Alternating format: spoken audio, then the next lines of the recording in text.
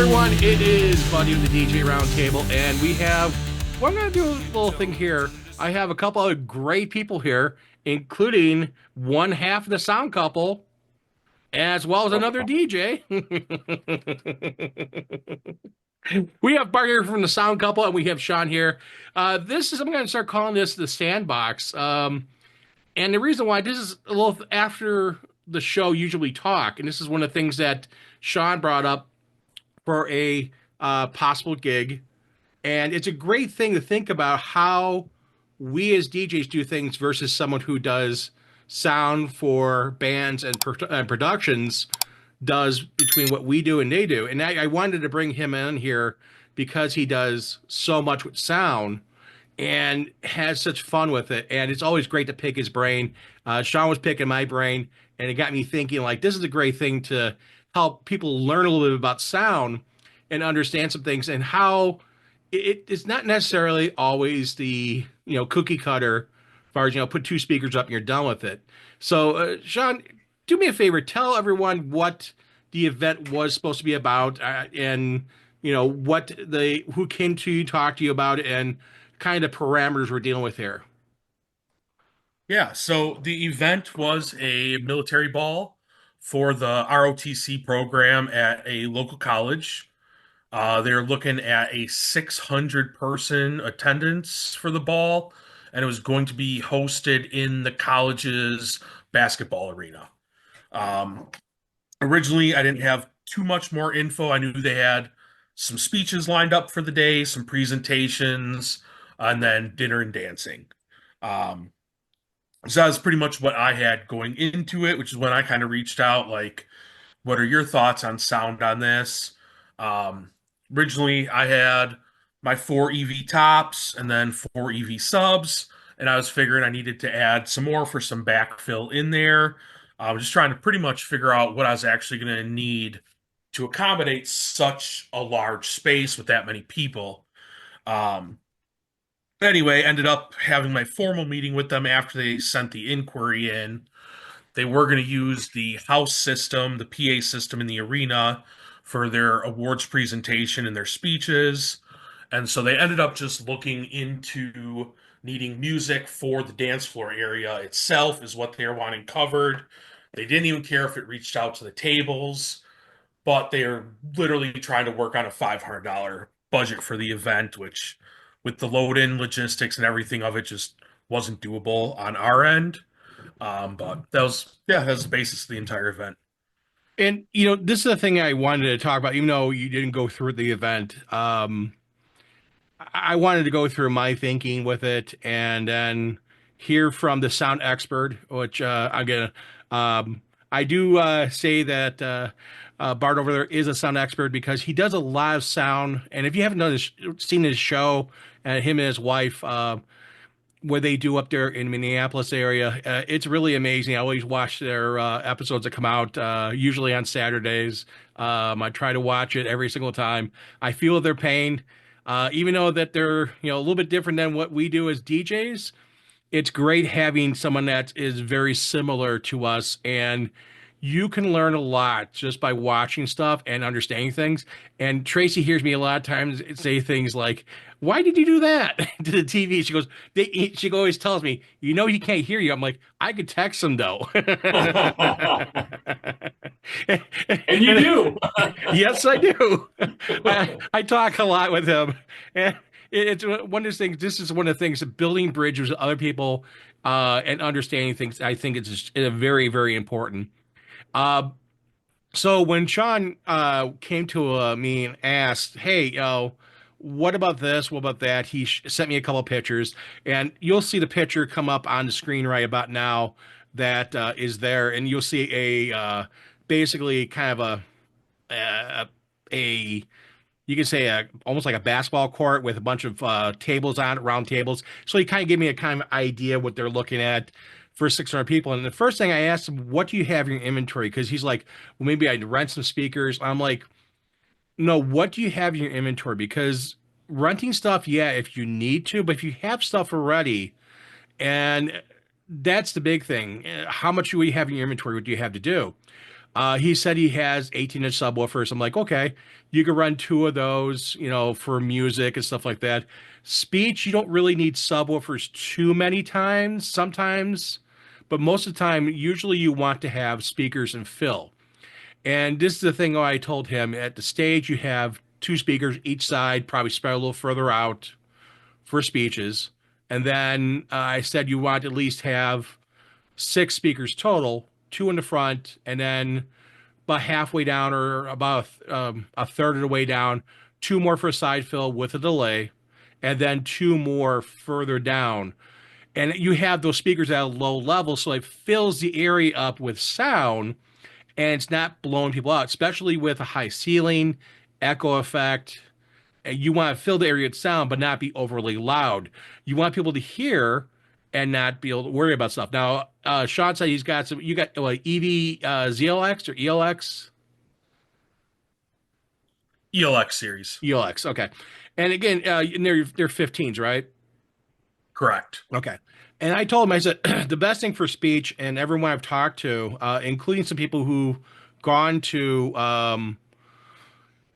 Italy and actually talk to people at like RCF and FBT and even people from like EV and stuff like that. If you talk actually to one of Bart's neighbors over there at NLFX Pro, if you call them up over there and you talk to a certain sound engineer that's there, he will tell you also that like a 10 and 12-inch woofer on a speaker is really good for mid bass and for audio sound for speeches. That's like a QSE K12 or a K10, the ELX, ZLX series in EV, a 10 or 12, and so forth. And then if you're doing it for music, that's when you turn the 18s on to have that lower end grunt that doesn't have that mid bass.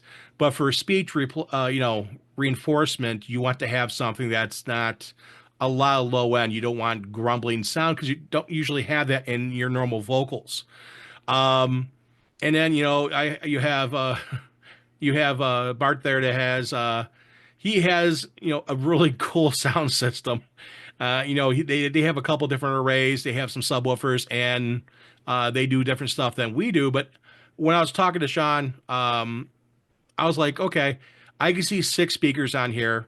I can see two on front and a couple on the side. One of the things we were actually kicking around was the EV Everse 8s as the back fill speakers. And I'm like, that would be actually a great speaker because he wants to get one or two for cocktail and ceremonies. I said, that would actually be a really great speaker for that for side or backfill. And now they also have the Everse 10, which has a little bigger woofer. But I'm like, yeah, that would actually be a fantastic speaker to do that with. And as long as it has the delay, you can set the delay. Now, when you figure out delay, there is mathematical equations online you can look at, but then you still have to play with it a little bit on field. But it gives you kind of the ballpark. And you need to add or subtract a little bit because you're not always exact. You're not laser measuring this. You're kind of like, okay, that looks about 20 feet. That looks about 50 feet. And you kind of do that and you kind of have to hear. You may have to adjust a little bit, even day of, add or minus stuff. But you're not looking at to be super, super loud. You're looking to fill an area. One of the things you don't want to do, which I would highly recommend not to do, is just put a bunch of speakers across the front. And the reason why is that you start getting into coma effect, you start getting into phasing, you start getting into a bunch of problems there.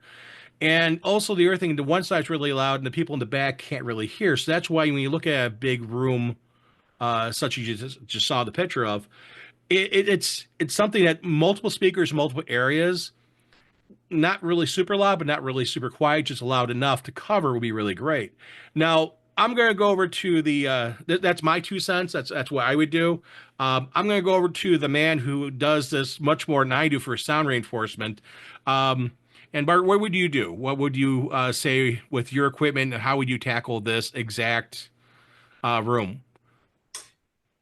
That's a great question, buddy, and it's something that is not a perfect always a perfect science because you're balancing a lot of things here. I mean, we don't want to be running out and renting equipment. We don't want to be bringing in more gear than we need. We don't want to be bringing in less and not get the job that we were hired to do done in the client satisfaction. That's never fun either if that ever happens. Hopefully it doesn't. But my approach on this is I'm looking at coverage. Before I even start thinking about what kind of gear I'm looking at or would bring into a gig like this, I would ask, well, what is the event doing? Understanding the event. So, is it 5 minutes of speeches and then lots of music? Is it a balance of both? Is there what's the important goal on here? Because the truth is I don't want to be bringing in expecting to be charging a lot if they're going to be doing 5 minutes of talking and then I'm going to provide all this gear for 5 minutes of speeches. So there you got to kind of consider what the focus of the event is, how important you feel each component is, and then kind of target what type of gear or what you think you can do to support it. Because the other big driving factor that I think is true for all of us is that somebody's got to write a check, and you can't just go in there and say, well, this is going to cost thousands of dollars, and they're going to go, whoa, wait, for what now? Well, I got to bring in 6 speakers and 5, and they're like, wait, we just are doing like 5 minutes of speeches or 15, things like that. So I look at the coverage and I look at the goal of the event. What is this event for? What are we trying to accomplish? Now, the one thing as far as the coverage goes is I find that what we get asked on our channel a lot, you guys, is this question comes up all the time.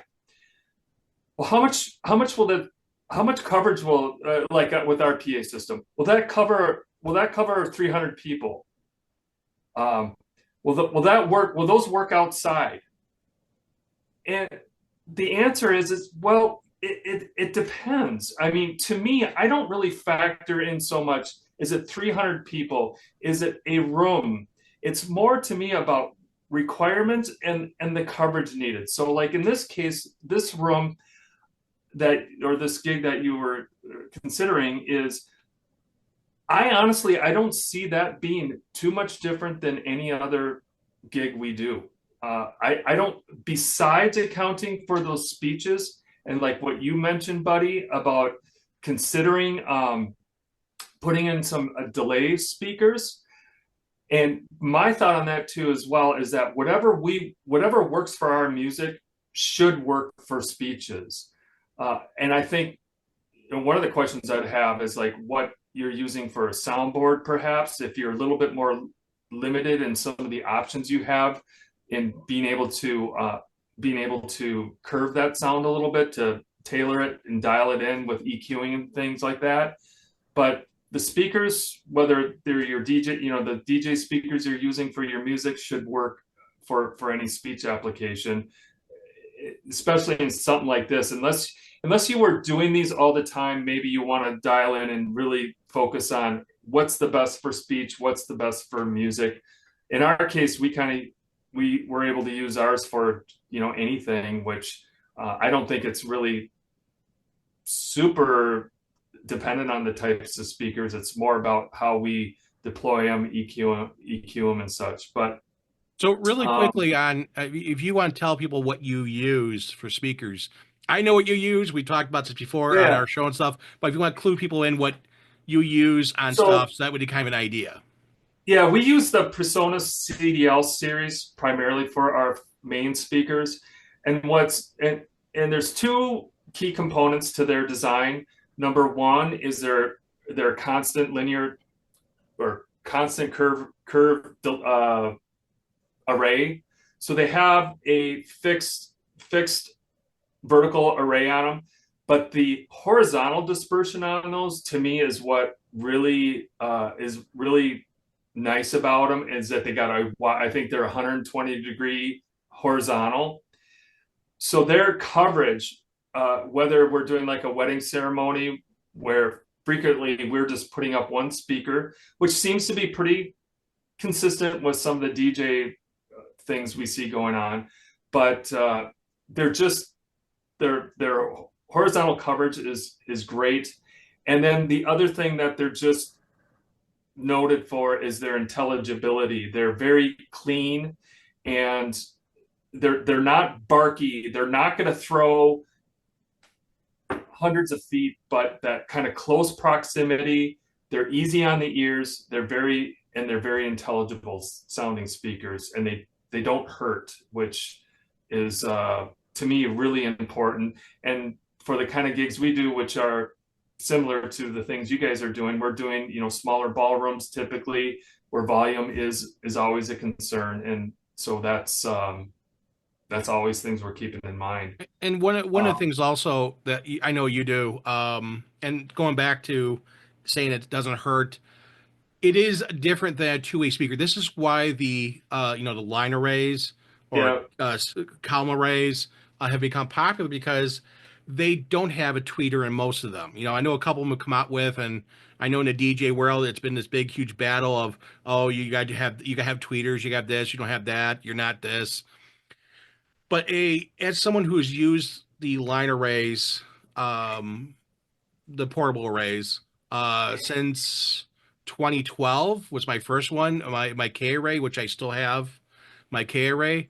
Um, those multiple speakers in that column give a nice wide broadcast, and that 120-degree sweep is much wider than a standard two-way, which is usually about 90-degree. It's more point source, it's more directional, and it has a further throw versus a fill. And it's understanding the product, how you want to do stuff, and that's why having an array is a good thing. People who have like Evolve 50s, did they cover everything? No.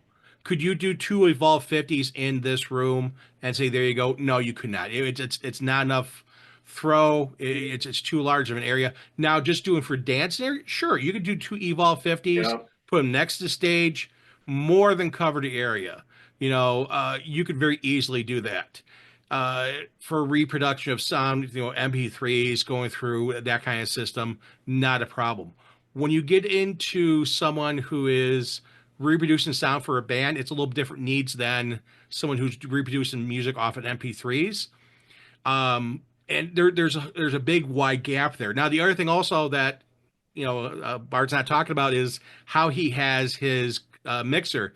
He doesn't have the small little Behringer mixer with three little inputs, or like I have next to me a little Yamaha mixer for my sound sub here.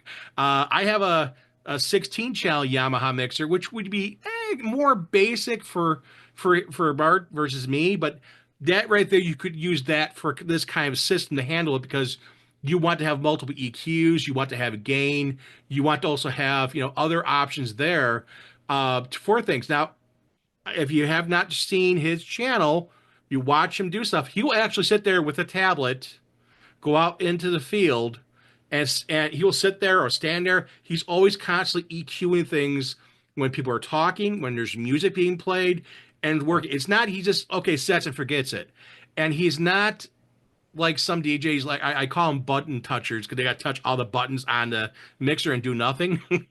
He's actually adjusting on the fly. I need to gain up this vocal a little more. I need to gain up the guitar a little more, or this trumpet, or this.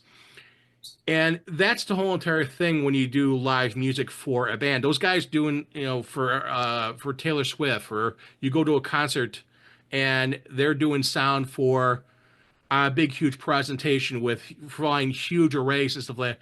Those sound guys are constantly working. Yeah, they have their mixes preset for most parts, but they're constantly doing little tweaks here and there, and they're paying attention to what's happening and listening to what's going on. And that's the other part. When you're doing sound for this with speeches, it's not, hey, I'm going to set up and go walk off and go have a Monster or a Coke, or I'm going to go outside and go chit chat and then go on Instagram. So no, you are actually actively EQing, adjusting volumes because people are talking. They're turning their heads away from microphones. You're turning the volume up a little bit.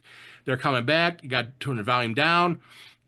So it's constantly adjustments, those micro little adjustments you're doing throughout that really separates you from other things. And again, at the end of the night or at the end of the day or end of the event, it was going to turn into a dance party. And that's one of the things why I said with the subwoofers. And the other thing is that with what Bart has for his system, he has 18 subwoofers and he's done things. And one of the things I actually told Sean to do is kind of like you did before the one gig you had, the outdoor gig, where you put the subwoofers underneath the stage and you put covers on them. Unfortunately, you had a lot of people drinking at that event.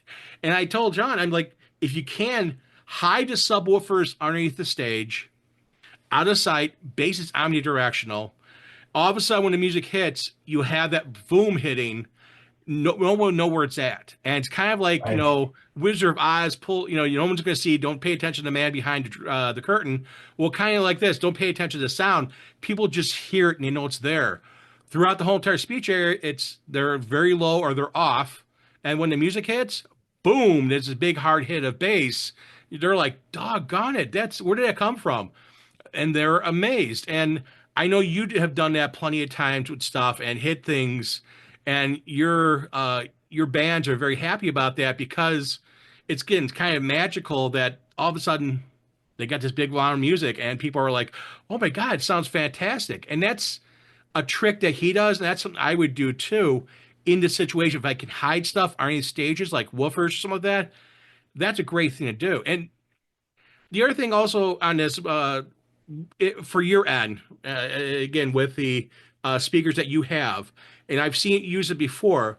Would you have flown your arrays and hid the speakers, hid subs underneath the stage? What would you have done? If that was a budget, if the budget supported it, in that case, we could probably get by without needing a delay fill, just because with the speakers flowing and with that array, that's what it's designed to do, is to provide that full room coverage. Part of the with ground stacking, that's where I think that delay speaker becomes more practical. So in our case, it would be more about a budget, and then what are they going for as far as look? Is there space? We do that for one of a really neat gig that we do for a fundraiser, where it's just this regular ballroom, but they want the look, they want the big look. They're speaking all day, they're riding on Peloton bikes all day, raising money.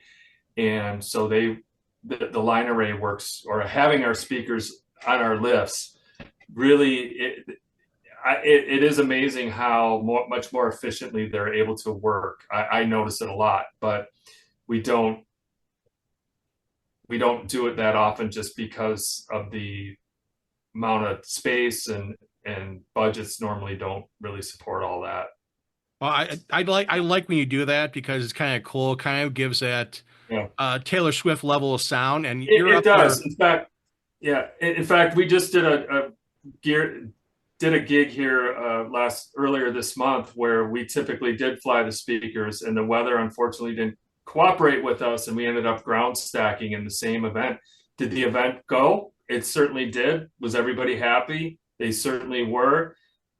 Did I notice the difference between us ground stacking our speakers versus putting them on the lifts? I sure did, but I adjusted, and that, it's just when you're talking about that a little bit, that just kind of goes back to, I think, back to the early days of mixing, where I was doing a lot of bar work and going around to all these different bars and literally pounding on gear to make it work, and not knowing what speaker was going to be blowing. And that's, I think, kind of it is the roots of my just active, where I'm trying to squeeze sound out of whatever I had in front of me. And sometimes it didn't work, but I figured it out. And I think that has really helped me navigate. I can certainly tell the difference between the different gear we work on, because we're not always on our gear either. But I always find myself I have, like, in my head this equilibrium, where I'm trying to accomplish this certain sound that I want. And sometimes, the room is going to play an event or a factor in it, the crowd is, or all these things. But I think that's kind of at the core of my existence when I run sound, regardless of what system or room. I'm always trying to accomplish this thing that says, "Oh, this sounds good to me." Sometimes it doesn't happen, but And you know, one of the things, most times it don't happen actually. you're kind of like me. You have different. You have different. I'm gonna put it this way: you have different cars in the shed, and what I mean by that, it's not that every vehicle you have is a Ferrari, and every vehicle you have is a Lamborghini. You have different vehicles from different manufacturers. You have, the better manufacturers, but it's not every vehicle is there. And the reason why I say that is because I see you'll have Shure equipment, you'll have Sennheiser, you'll have stuff from different manufacturers.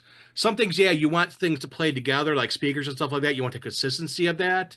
So, having a PreSonus equipment there, you want that interlacing, and especially with how you run technology wise or run digital networks. But having more than one brand is always great to have because you can pick the best of the best and what suits what works for you. Now, Sean, for you, question for you now, Yeah. because again, we're going to kind of wrap this up in a little bit, but question for you, uh, have you ever looked at like another brand of speakers, or you really love the EV Oh yeah. systems, or So, I mean, I love the EV series just because they do have the different modes on them. I can swap them into speech mode. So usually from like obviously I'm doing 90% of my events are wedding. So for dinner time speeches and stuff, I can swap them into speech mode. They get the nice clear vocals. Once it's time for music, I can swap them over to their built-in club mode. They got that nice bass built into them. A lot of our events are probably under 100. So I mean, usually two tops is all we're gonna run on them. And the low end having the 15s with that club mode on the low end. But yeah, I mean, I've used other stuff. Obviously, I got my LDs. I love my LDs. I don't bring them out a lot because I think they're a little too small for a lot of the rooms we play in, even though it's not a lot of people. They just don't cover the big ballrooms and that. Um, yeah.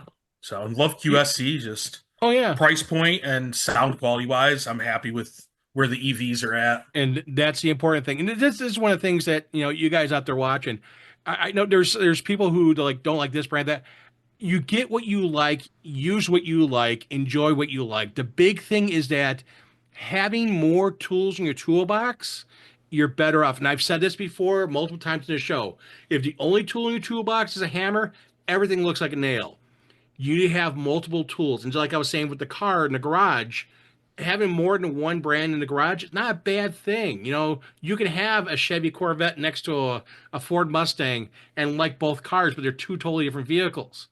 You can say, okay, this GT500 Mustang is totally different than this, Corvette, and have two different feels. But the big thing I want you guys to walk away from this is that when you're looking at sound and you're looking at things, there's more than one way to do things, and sometimes knowing people to ask for things, and especially with his sound system and what he does, and especially flying the speakers and stuff like that. He's one of the people I know with fly speakers. If I had someone here in Chicago, I know he's 6 hours away.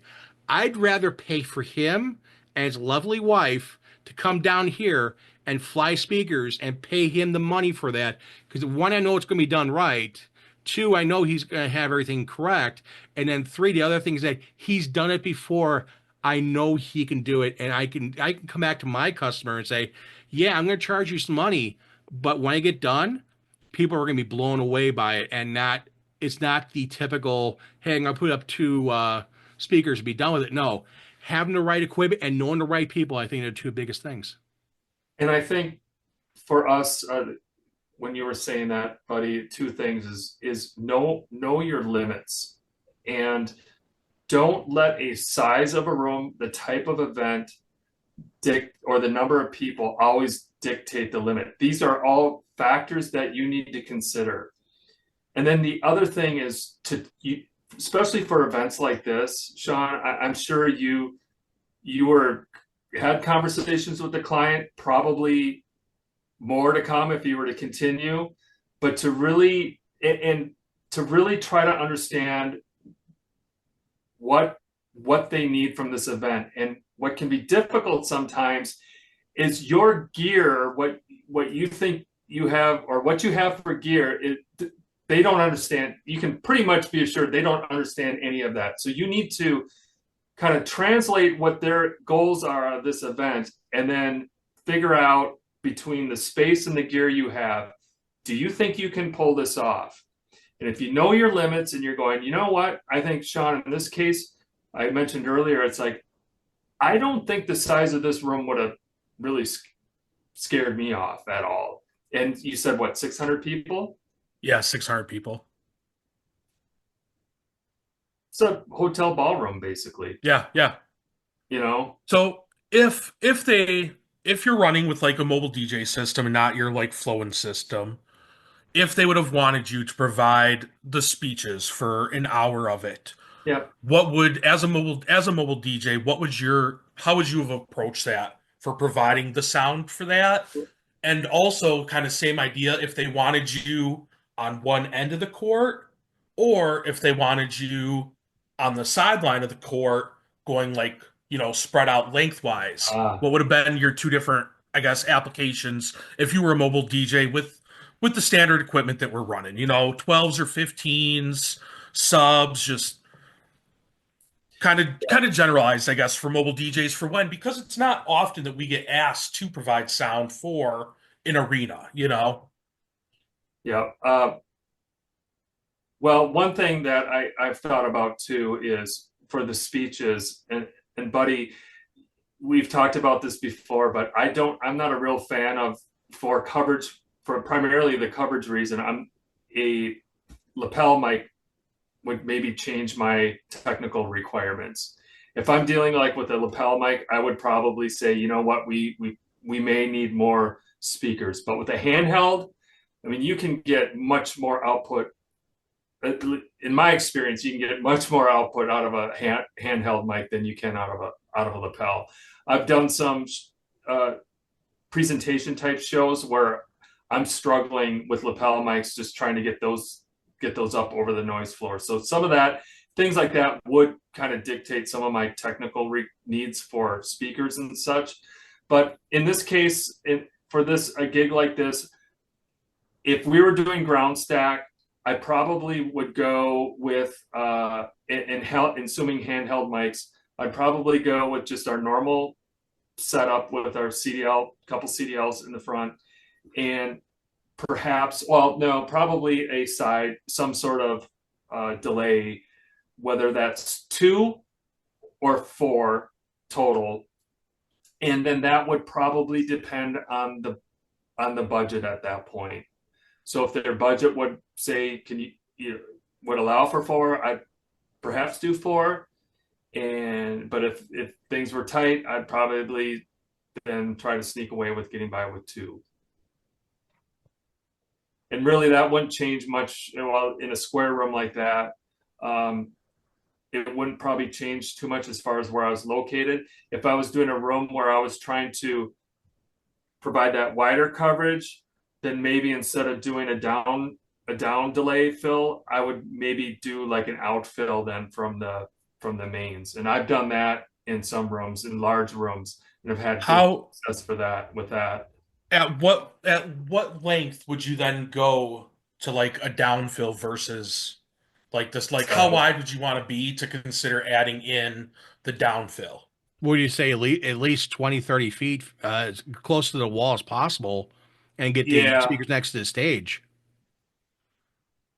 And then the other thing to consider is and part of it will be the reverberance of the room, but we were talking about, do you time delay them at all?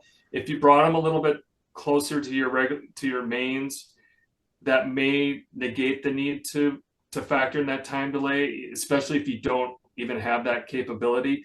But part of it too is just listening with your ears, because there's definitely a science behind it. There's facts. Sound only travels so fast per second, but I have seen pretty decent results where speakers weren't time delayed and it kind of worked, especially in a room that just has a lot of reverberance in it already. Is somebody really going to be able to hear that delay always? Maybe not so much.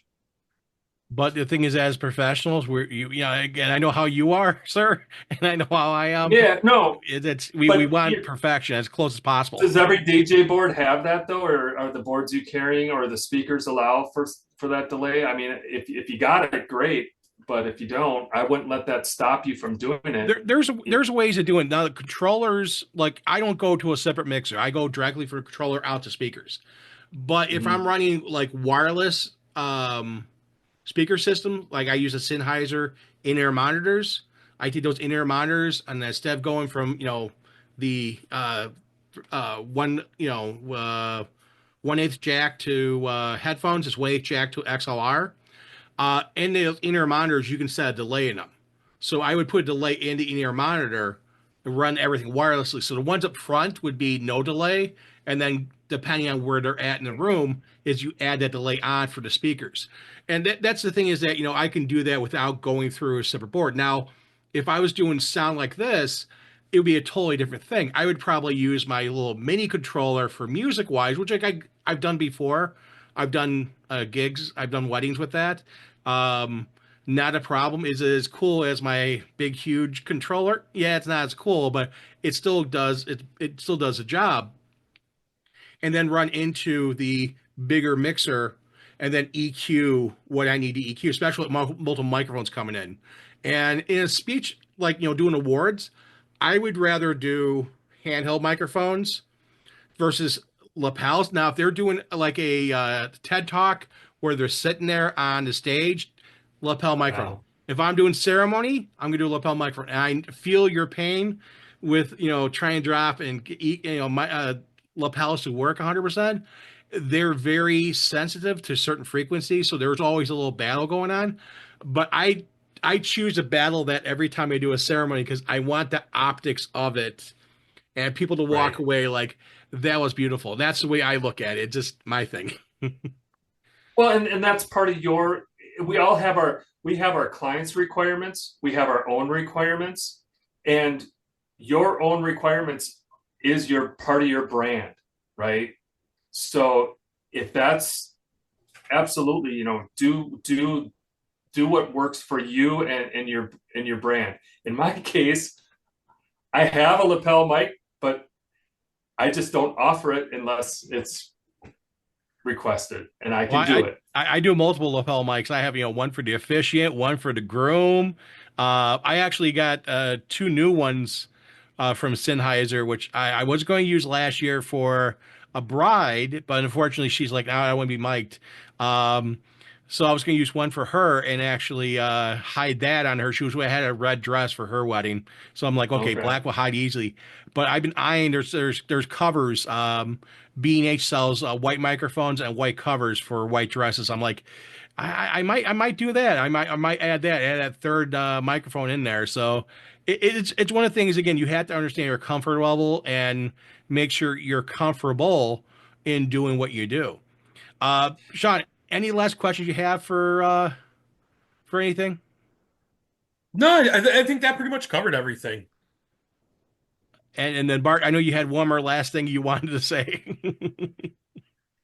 Oh, we'll save the lapel and handheld mic discussion for next time. Yeah, Yeah, we gotta do. We could definitely that's a gotta do whole. this again because But again, I mean, that's all part of. Those would be factors in Sean's gig here that I would be taking into consideration. Is like, how will my tools execute this gig, and the gear that is expected or required for it it's part of our toolbox, and it's part of the thing that it's part of the consideration we need to take to look at when we're saying, do I do this gig, do I not do this gig, I'm going to do the gig, how am I going to do it? And one to that point, the one last thing, Sean, now they told you afterwards that they were looking at using the house system for speeches, and that is a question that I'll ask often because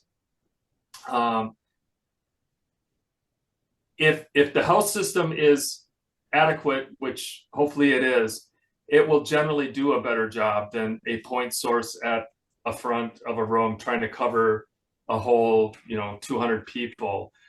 And were they even close? Were they getting closer then to the budget at taking that out of your equation? No, I mean at Okay. $500, it just for me it Yeah. wasn't worth my time on it. Um, But it may but I be for mean, some other yeah, person, exactly. right? Especially only needing eventually to essentially cover the dance floor is what they wanted in the end. I'm sure there's guys out there who are gonna jump at that. I Yeah. just wasn't Well, itching at it. here's one of the things that I will say. My friend Brian Esred, which I've quoted stuff before, he said, and he's done videos on this. You should always know what your cost is when you walk out the door. What is your actual cost? What does everything cost for you when you walk out? I mean, everything, your gas, your wear and tear in your vehicle. Do you have a business vehicle? Do you have a personal vehicle? Do you have equipment? Every time it goes out, it depreciates because you're wearing it, wear and tear and everything, internet, what's your time Yeah. worth, all this other stuff. If you sat down and did that, you actually figure out how much stuff is. I think, again, DJs want to charge what they want to charge. It's like, sound people charge. I'm sure someone could find, someone in Minneapolis to do sound for a band for $200 who'll come up with two speakers, put two speakers up and do sound for a band and have his little three band, little small little mixer and be like, hey, yeah, I'm rocking it out. God bless, you get what you get. There's a difference in service. There's a difference in customer service level. There's difference in sound quality. And again, what Bart charges is totally different what that low end person charges. And he is like most of us, kind of perfectionist and want to do the best thing possible for their client, for their customer, and want to make sure their customer shines. And I think if you have something like that, you can talk to your client and show how you are different than someone else who is, yeah, there's going to be cheaper people. There's always going to be cheaper people. There's always going to be Walmart. There's always going to be Macy's. Why do people go to Walmart? Yeah, because it's cheap. Yeah, fine. If I want to get a plastic container, a tub, I'll go to Walmart. If I want to get something more refined, I'm going to go to Macy's. If I want to get towels, I can get towels of both, but there's going to be a difference in quality between the two. I can tell you that. Well, with that said, I want to thank both these guys here for being here on a Wednesday. We're doing this a midweek thing, and again, tell me down below. Do you like this? Do you like this little sandbox thing? Because I want to do some more of these because it's kind of fun just sitting here and spitballing ideas. And again, Sean unfortunately did not get the gig, like he said before, but it's interesting questions when these things come up. Asking things, and this man next to me, on the side next to me, he has all those guitars right there. He knows a thing or two about sound, especially live sound. One of these days, maybe get him in there and just jam a little bit. Well, truth be told, that's why I got into sound, because I was a frustrated musician uh, with our sound, and being told, gee, why does this not sound, a certain way? And I said, you know what? I need to figure this out. There you go. And that sometimes, it's necessity is the mother of invention, and that invented you into the sound couple, both you and your lovely wife. You know? Uh, just like having me with being frustrated with time management. And again, I come from a corporate background, so I understand time management, how crucial it is for a wedding. That's why I got Tracy involved, because Tracy started getting more and more involved. And, now she's been coming out with me for, God, 17, 18 years. And we have not looked back, and it keeps us different. And that's the thing, is that always look forward, always move forward, folks. Thank you guys all for tuning in, and hope to have you guys back here again. If you haven't done so already, click like and subscribe, and the links are down below for their channels and their social media. Talk to you later, guys.